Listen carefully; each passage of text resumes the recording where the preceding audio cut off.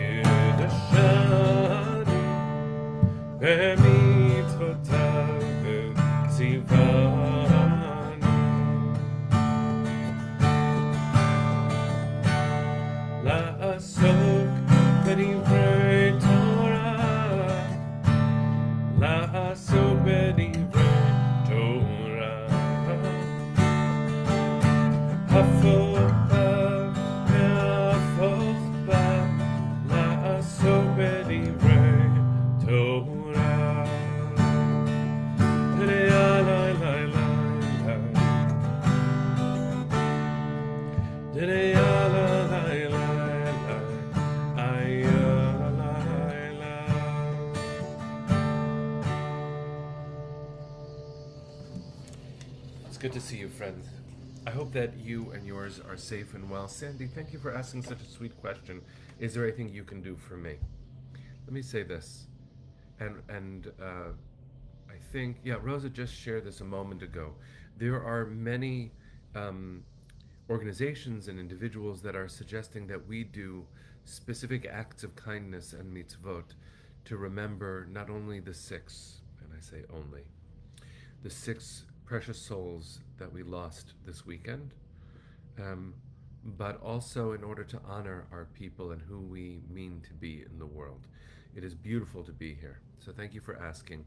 The best thing, the greatest thing in the world is doing good. So this is from a unit, not in the army, but a unit of an organization called Sachi, Sayeret Chesed. Special Forces for Love, for Grace. They're an organization in Israel that UJA supports, bringing children at risk into purpose, into service, into helping elderly people in the community, and in so doing, healing themselves. So it shows that when you do good for someone else, you lift yourself up in a way that otherwise, who knows? But what a gift it is to do good. So you go and do good for somebody else. I'll keep teaching Torah. I'll notice that my Abba is here. Hi Abba. It's good to see you. I learned how to do good by watching my father. So, let's keep doing good. That's how we make the world a better place, no matter what's going on. It's Parshat Shoftim, and in this Torah portion, there are many resonances with our moment. And what I want to share here is that in chapter 20 of the book of Deuteronomy, part of Parshat Shoftim, there is the preparation for war. Now, we've been at war. Some would say our existence. That's part of what it is to know our own history. That there are internecine times, right, in between times that are not war. But the low-grade war that has been going on, not only since the founding of the State of Israel, but probably since the birth of our people, and maybe even previous to that, leads us to reflect on what it is to be at war.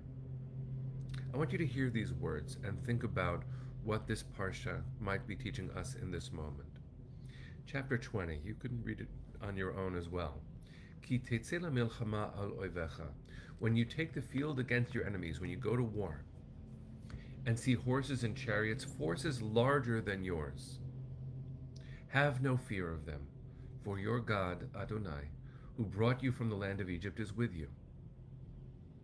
Before you join battle, the priest will come forward and address the troops, and you might imagine this is where, before war, the general or someone inspires the soldiers. So what will the priest, who is Mashuach, they say, anointed specifically for war, tell us? He shall say to them, Shema Yisrael. Familiar?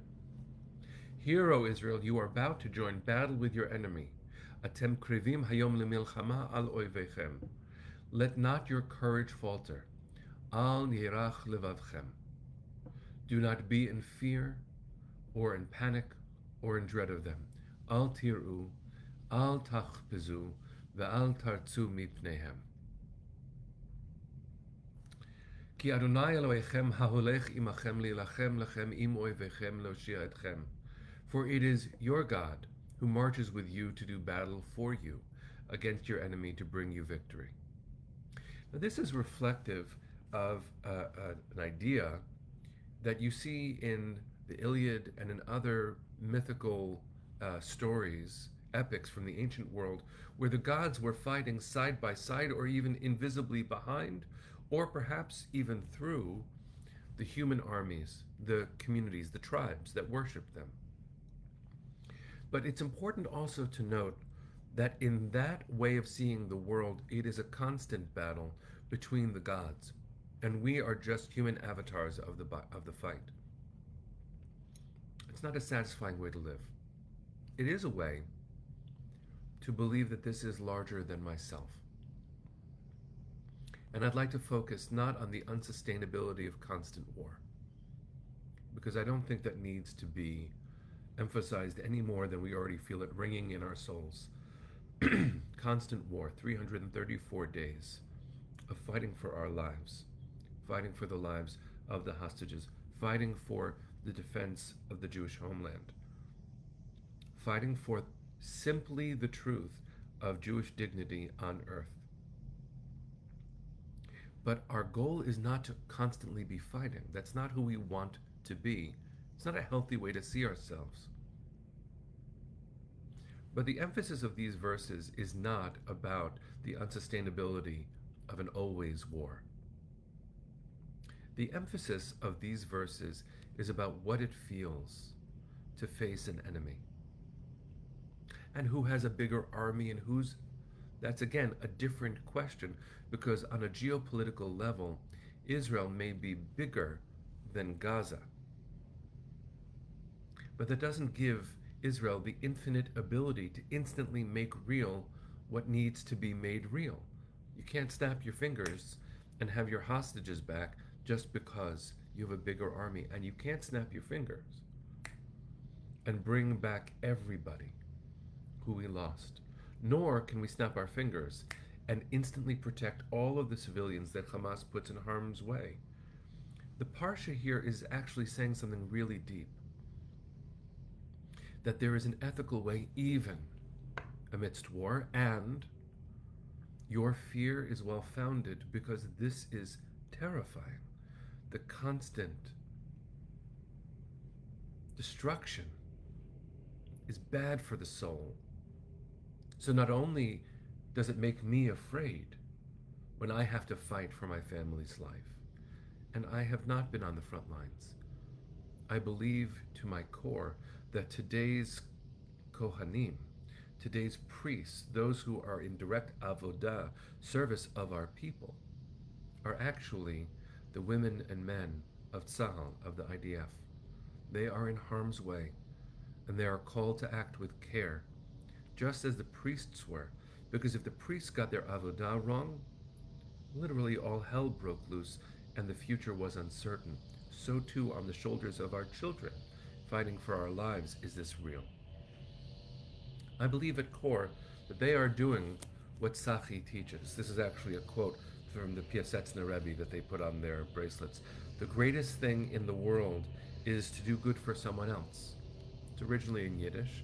There are many songs in Hebrew about it. But let's wonder about whether or not we believe that to our core, that the best thing we can do is to do something for someone else. And then how does that even relate in the current battlefield? Is it possible to still see yourself as doing something good when at our hands is great destruction? That's why these verses are so important. Not because they're an answer, and not because they can eliminate the necessity of this terrible, terrible war. Not because they can promise instantly that we'll get all of our hostages back. I say so while sitting Shiva. All of us sitting Shiva yet again. But the language of the priests back then should be in our hearts now as we consider every next step we take on behalf of our family, and even on behalf of a world where there will be no war anymore. The Kohen stands before the troops and says, Shema Yisrael atem krevim hayom lamilchama. Listen, listen, Israel. You are so close to this terrible thing, war. So I'm telling you, al yirach levavchem, don't lose your courage. Al tiru, al tachbezu, al ta'artzu. Don't be in fear or in panic or in dread. These are dimensions of fear. Because despite our strength that we have worked very hard to achieve, Jewish strength again in the world, and again in the world,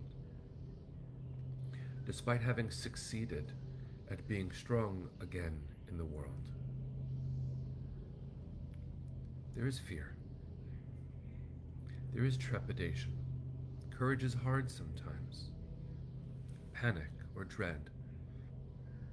Be it on Columbia's campus yesterday, be it on countless other campuses where Jewish children are not just being othered, they're being threatened, where mezuzahs at Harvard are being ripped off again.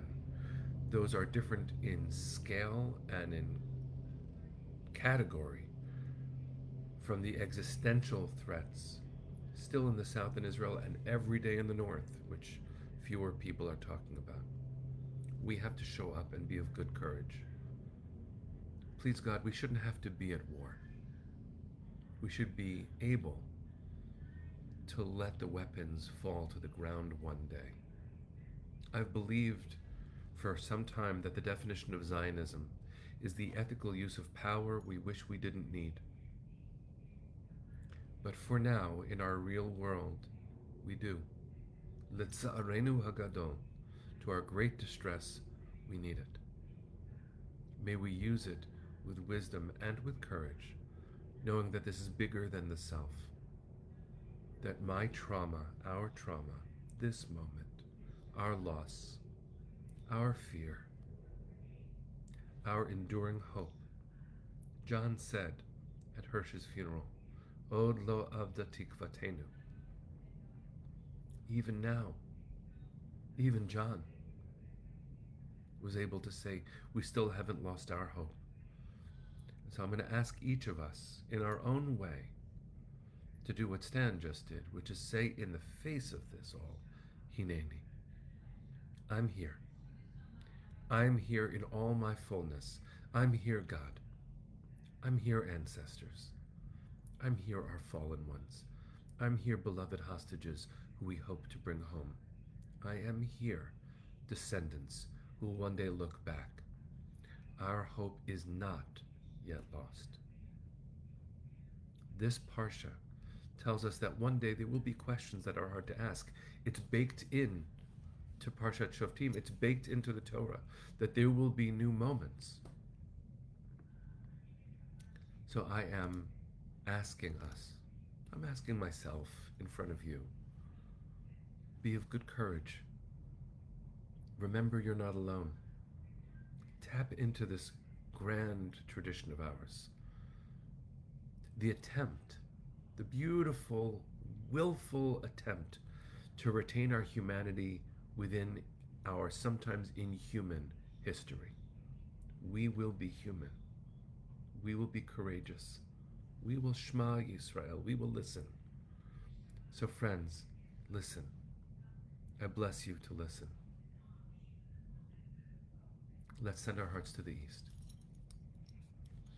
Kol hod balevav pnima nefesh Yehudi homia ulefatei mizrach kadima ayin letzion Sophia Od lo avda tikvatenu hatikva bat shnot alpayim liot am chofshi be'artzenu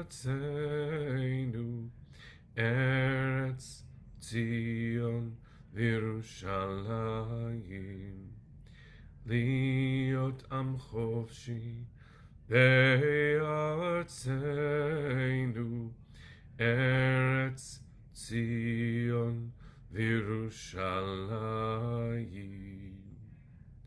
Bring them home now. Am Yisrael Chai. See you tomorrow, friends.